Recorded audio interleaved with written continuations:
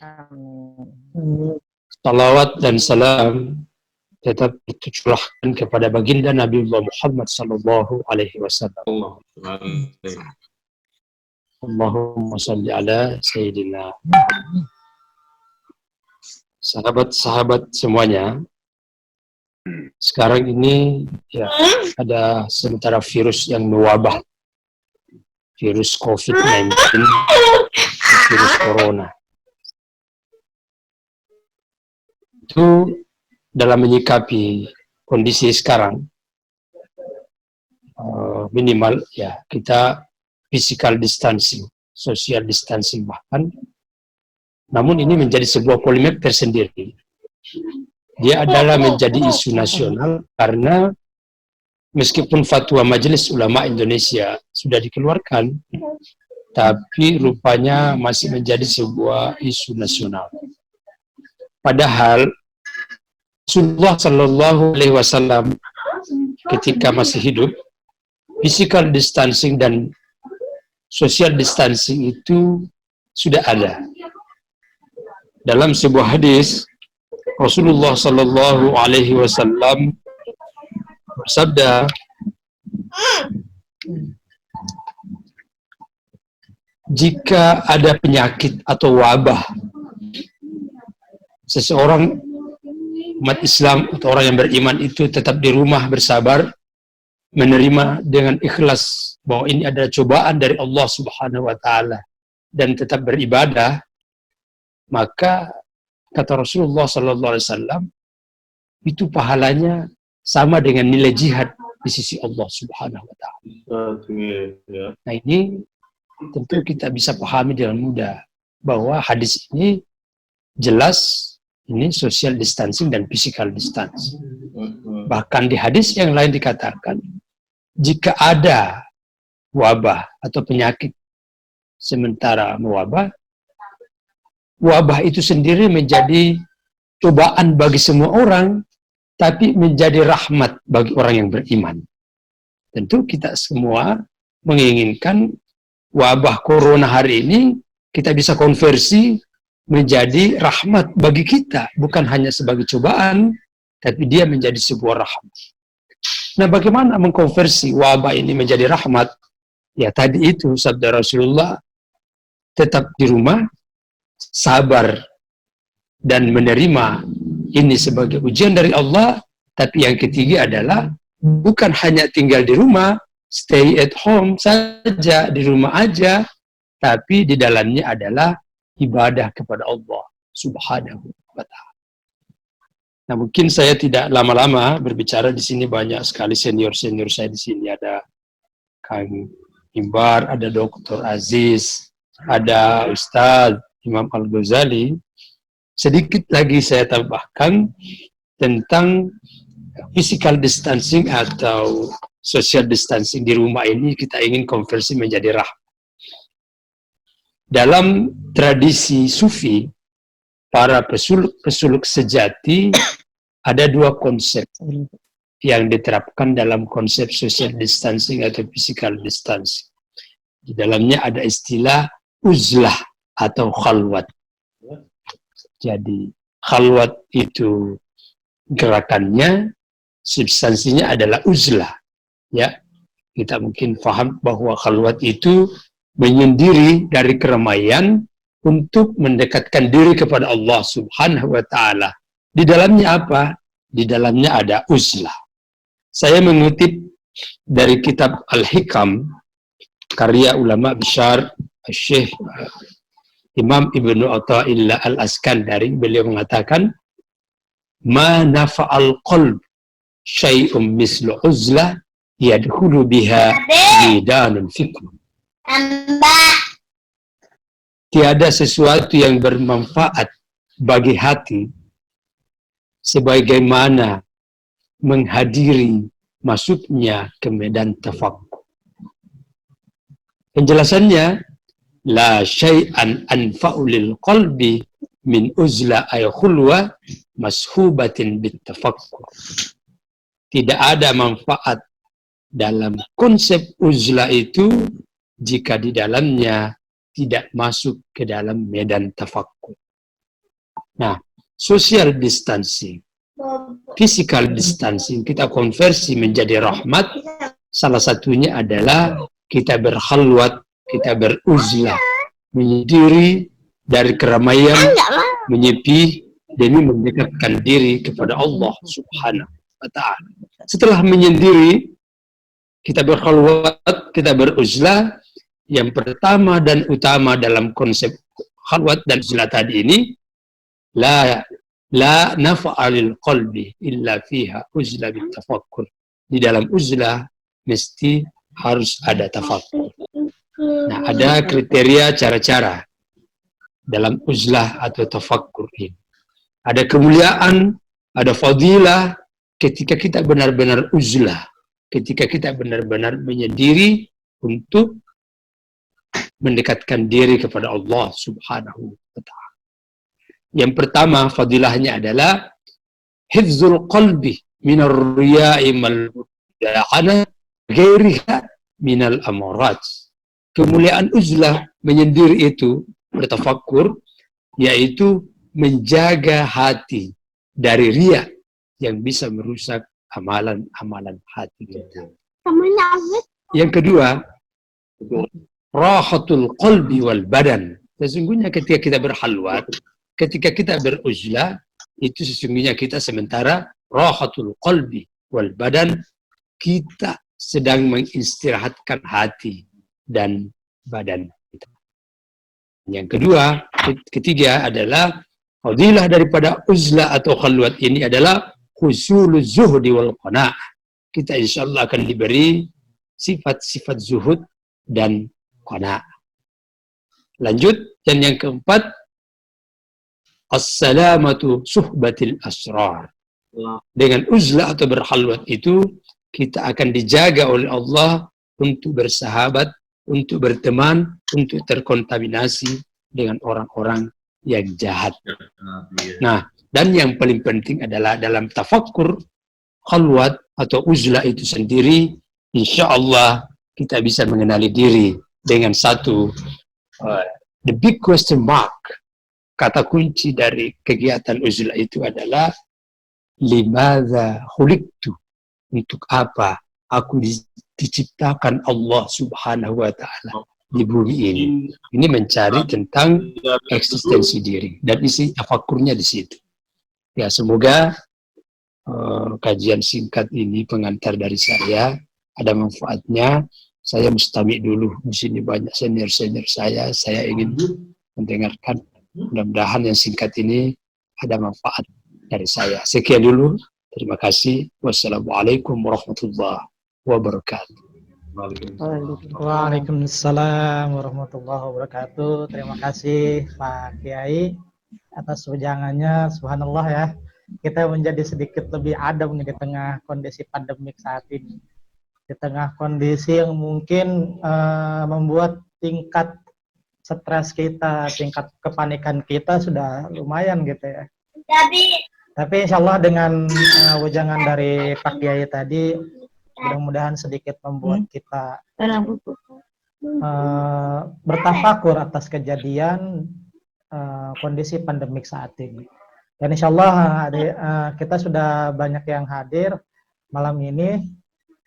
Ada Pak Kiai Mimbar, ada Bu Nyai Dian, ada Bu Mas Muha, ada Pak Igos, ada Pak Jainuddin. Insya Allah nanti kita diskusi ya.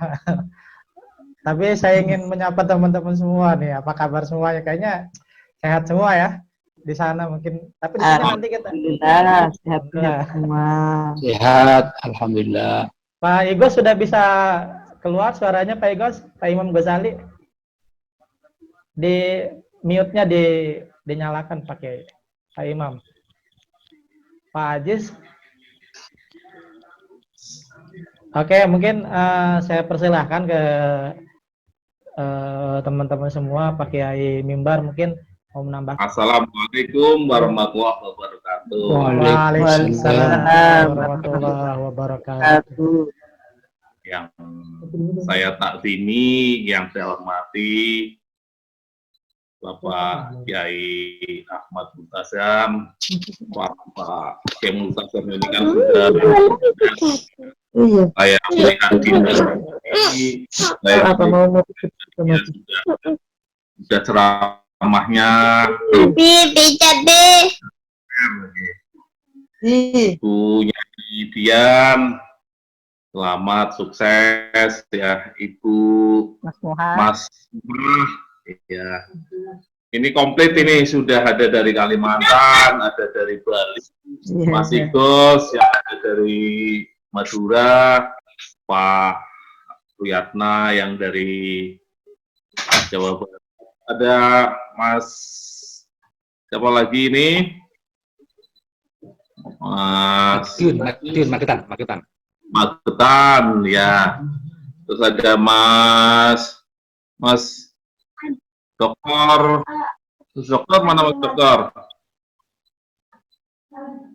Iya, Mas Dokter ya. Terima kasih.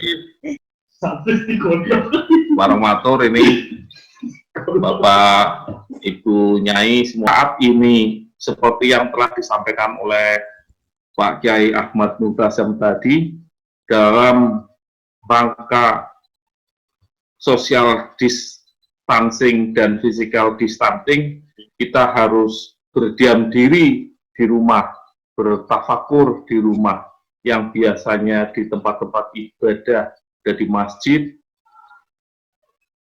Saya kadang juga bingung, apakah saya sebagai umat manusia harus tunduk patuh kepada ajaran agama langsung atau tunduk patuh kepada peraturan perundang-undangan yang membuat peraturan undang-undangan secara vertikal. Kita adalah Kementerian Agama.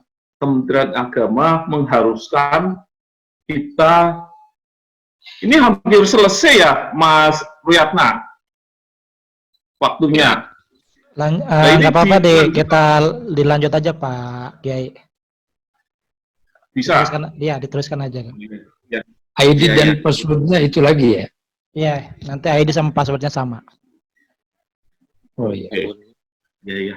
Ya, gantian dengan teman-teman, sehingga itu saudara-saudara semua, saya dalam rangka tafakur di rumah, itu berarti ada dua, yaitu menurut peraturan pemerintah dan takut kepada ajaran Allah SWT. Kalau Kementerian Agama menghendaki kita untuk sementara tidak usah sholat Jumat di masjid, bisa sholat zuhur di rumah. Saya laksanakan itu karena saya di bawah naungan Kementerian Agama dan tunduk patuh kepada peraturan agama. Begitu mengatakan untuk sementara Bapak-bapak Kiai dan Ibu-ibu Nyai, gantian ini nanti barangkali waktunya habis. Terima kasih, mohon maaf yang sebesar-besarnya. Assalamualaikum warahmatullahi wabarakatuh. Waalaikumsalam warahmatullahi wabarakatuh. Mas senang ini, senang. Belum habis Pak Mimbal, ini masih bisa lanjut kok. Alhamdulillah. Ya selamat datang Pak Nang.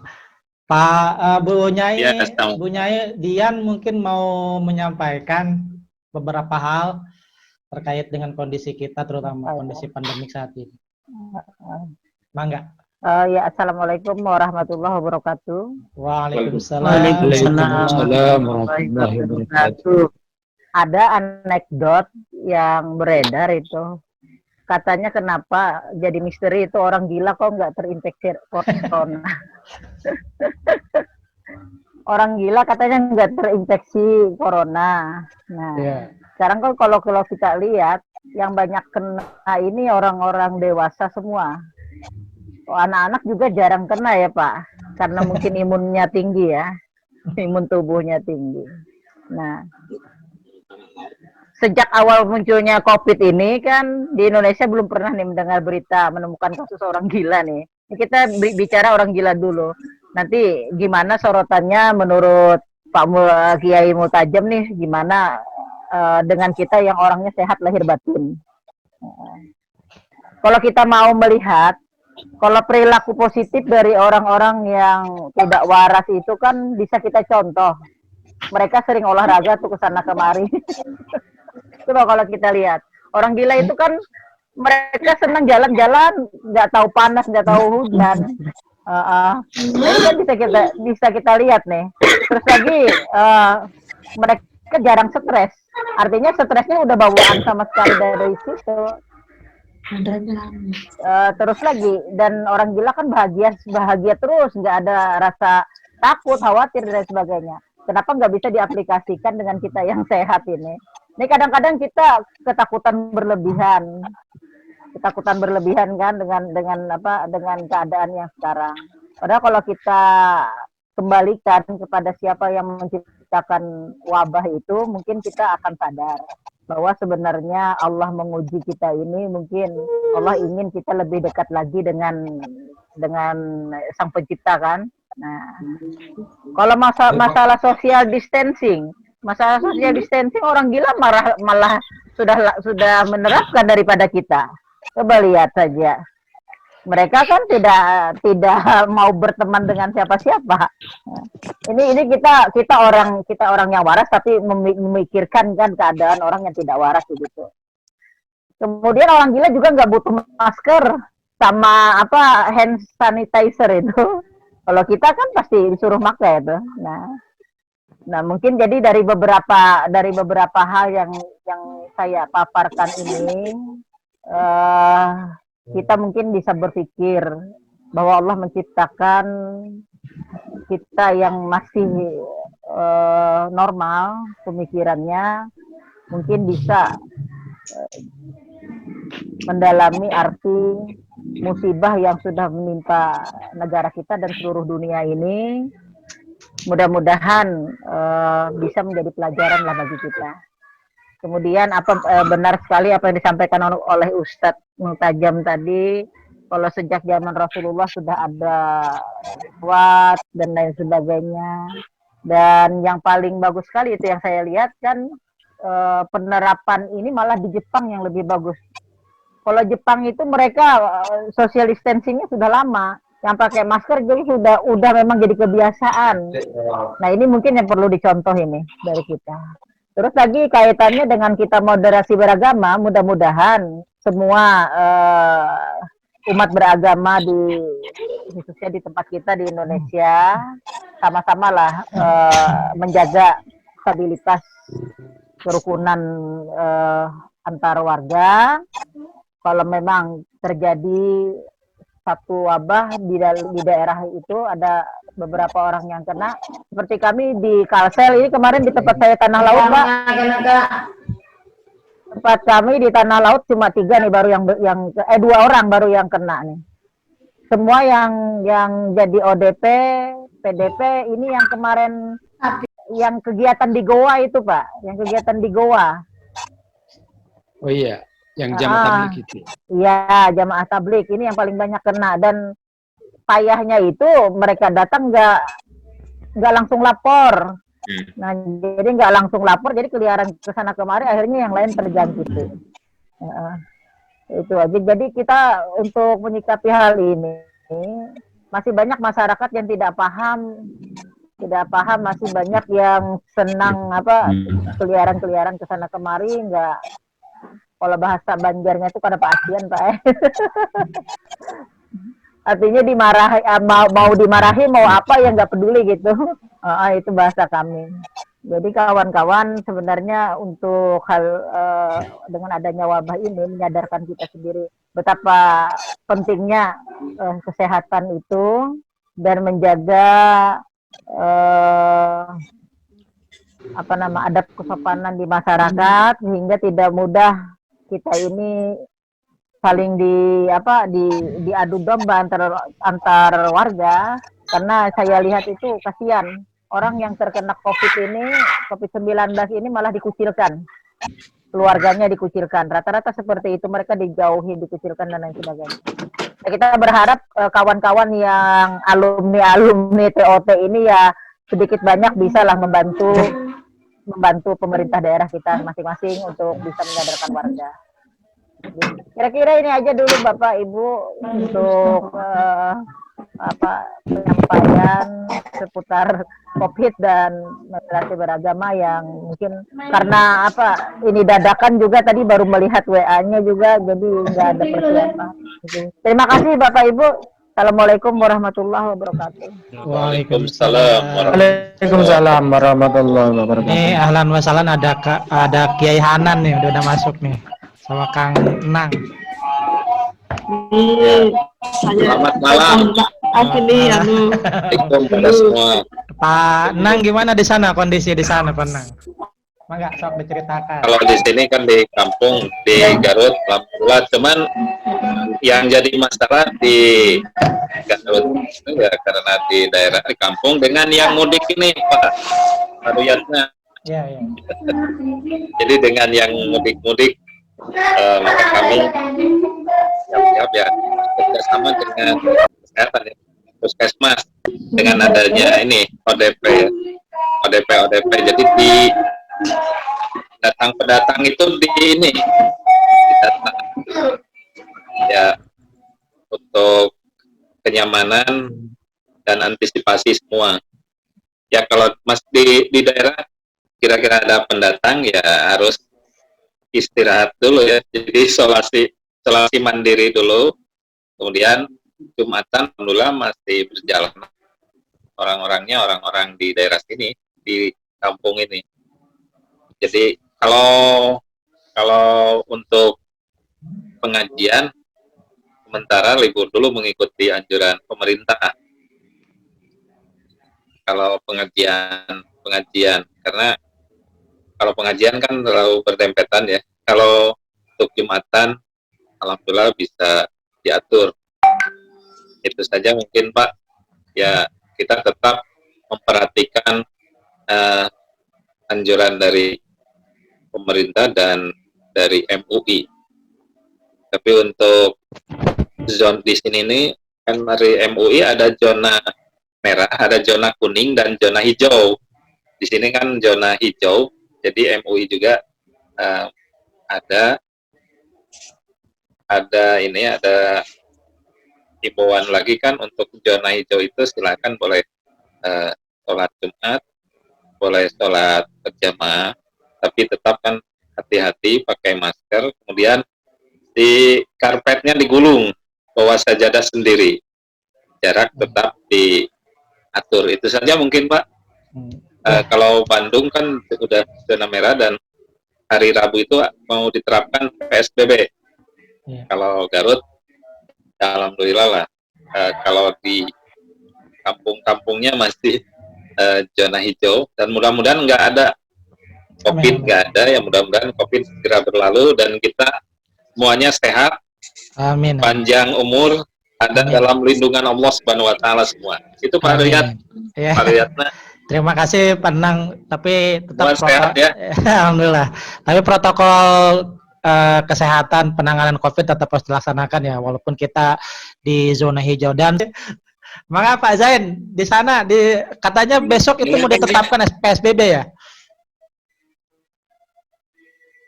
Rencananya kok saya dengar begitu dari gubernur, tapi belum ada kabarnya.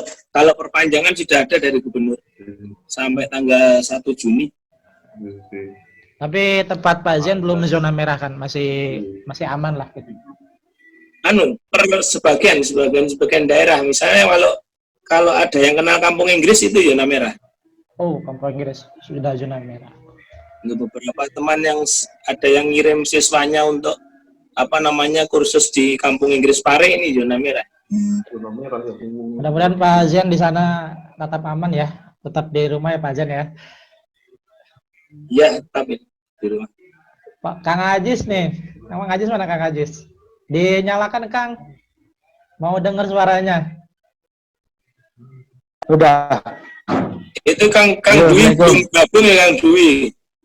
Oh iya Kang Dwi ya. Halo, Assalamualaikum. Waalaikumsalam. Maka Kang Ajis. Assalamualaikum. Waalaikumsalam. Waalaikumsalam warahmatullahi wabarakatuh. Dr. Ajis, sehat. Gimana? Alhamdulillah. provokator ya. Halo. Ya, ya. Mau bicara apa ini? Kang Haji, Kalau di silakan. saya jaga jarak. Ya, semuanya tadi sudah saya foto saya videokan kan di YouTube saya itu yang di sholat Jumat itu. Iya. Itu karpetnya digolong, jaga jarak. Sampai khotibnya itu menangis. Selama hidup saya ini nggak ada seperti begini. Model sholat seperti gini nih. Ya, sama ya. Iya. Ya, jadi singkat saya sering sampaikan bahwa fenomena virus COVID-19 ini ada dua hal. Kita tetap waspada, tapi jangan panik menghadapi virus COVID-19. Kemudian saya katakan tadi bahwa konversi aja ini virus COVID-19 menjadi rahmat. Dalam Al-Quran Allah sudah menjelaskan Subhana ma khalaqta hadza batila.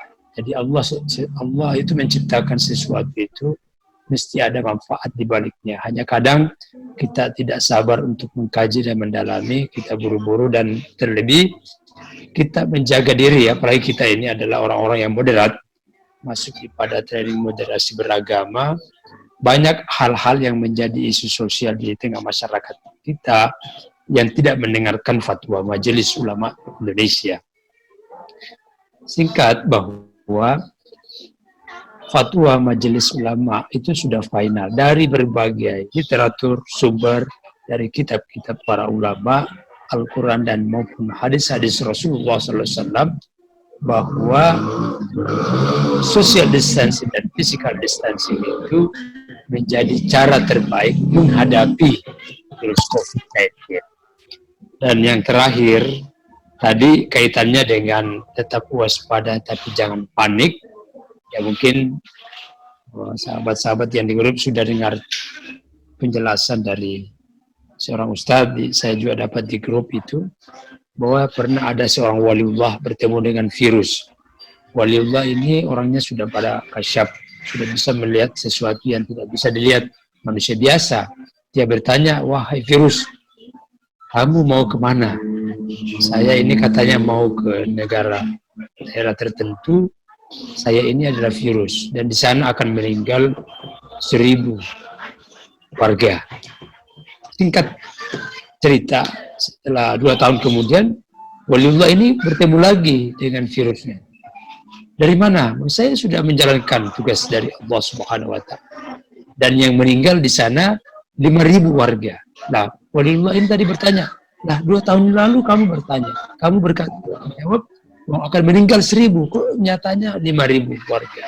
Jawab virus ini, ya sesuai dengan tugas saya dari Allah, 1.000 yang meninggal itu yang masuk daripada takdir Allah. Mereka meninggal dengan sesuai dengan takdir Allah, yaitu dengan virus. Tapi yang 4.000 sisanya itu meninggal karena takut yang berlebihan. Nah inilah yang saya ingin sampaikan, bahwa tadi Ibu Dian menyampaikan kok ada fenomena, ada yang mengatakan orang gila tidak virus, tidak pakai masker dan tidak pakai hand sanitizer, kok mereka tidak ini. Ya mungkin salah satu jawabannya adalah mereka tidak khawatir, tidak takut yang berlebihan, dan mereka biasa-biasa saja. Nah, inti ya jadi penutup closing statement saya pada malam hari ini, tetap waspada, jangan panik menghadapi virus COVID-19, dan yang kedua adalah ikuti dan simak terus perkembangan dari apa yang disampaikan pemerintah, terkhusus kepada Majelis Ulama Indonesia. Dan yang terakhir adalah semoga silaturahmi ini berkah dan bermanfaat bagi kita, dan insyaallah kita akan berjumpa di temuan berikutnya. Ya, sekian. Baik, terima kasih Pak Kiai, dan terima kasih teman-teman semua, Pak Kiai Mimbar, Pak Kiai Ali, Pak Igos, Panang, dan juga teman-teman yang lain, Kang Dokter. Mudah-mudahan silaturahim ini tetap berjalan, dan insya Allah kalau ada waktu mungkin nanti kita bisa ketemu kembali gitu. Tapi nanti Kang Dokter yang saya minta, Kang Dokter juga nanti ngisi. Amin, amin. Iya. Baik, Ya, terima kasih. Pak Dokter. Terima kasih, mohon maaf sebelumnya kita kayaknya sudah waktunya istirahat dan saya tutup pertemuan kita malam ini dengan sama-sama membaca lafaz hamdalah. Alhamdulillah. Alhamdulillah. Alhamdulillahirabbil alamin.